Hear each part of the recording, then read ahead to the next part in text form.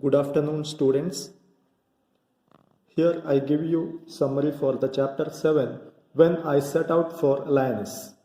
This is a poem, When I Set Out for Lioness. This is a poem written by Thomas Hardy, one of the famous English poets in English literature. Here, lioness means an imaginary place in the poem. Okay? You can see here total 18 lines in the poem and 3 stanzas that you have to remember. Then you have to learn the rhyming scheme, rhyming words and the rhyming scheme of the poem. The first stanza you can see A, B, B, A, B. These are the rhyming scheme, right? In the second stanza A, C, C, A, C. Then in the third stanza, A, D, D, A, D. Right? A, D, D, A, D. So these are the rhyming schemes. Then there are poetic devices that poet used here. They are alliteration and repetition. You can see alliteration here. Wisest wizard. In the second stanza, wisest wizard. Then durst declare. Do sound is repeating there, right? Wisest wizard. That consonant sound. Repetition of consonant sounds. They are called what? Alliteration. Then repetition is there. Repetition. You can see 100 miles away, 100 miles away. So they are called a repetition here. Once again, rhyming scheme. In the first stanza, A, B, B, A, B. In the second stanza, A, C, C, A, C. In the third stanza, A, D, D, A, D. Right? So now I tell you summary of the poem. Thomas Hardy once visited a parish to supervise the restoration. Restoration here means repairing. Restoration of a church. Repairing of the church. On his return, people noticed two things about him. There was a new glow in his eyes.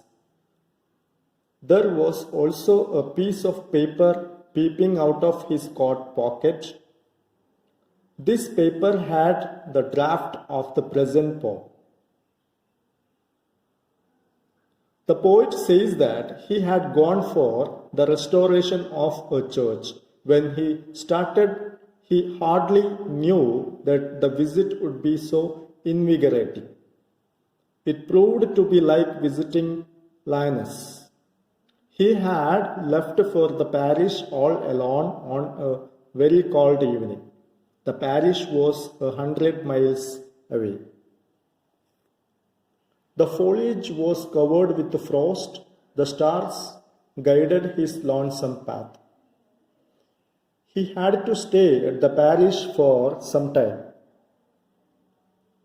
In that short period, he found something happening to him. It was an inner change which was sudden and unexpected. The poet says that at the start of his journey, no one could think of such a change in him. No prophet or wizard could have guessed the happening there. Here, a prophet means fortune tellers. Wizard, a man who has magical powers, right? When the poet returned from the parish, everyone noticed a glow in his eyes. Glow means shining.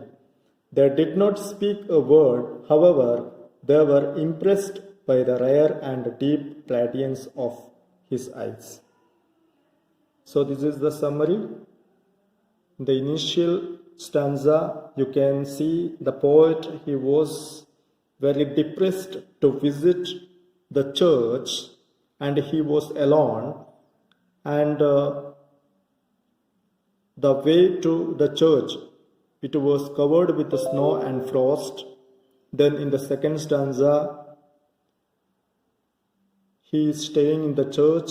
Then even what will be the changes with him? Even the prophet, fortune tellers and wisest wizard,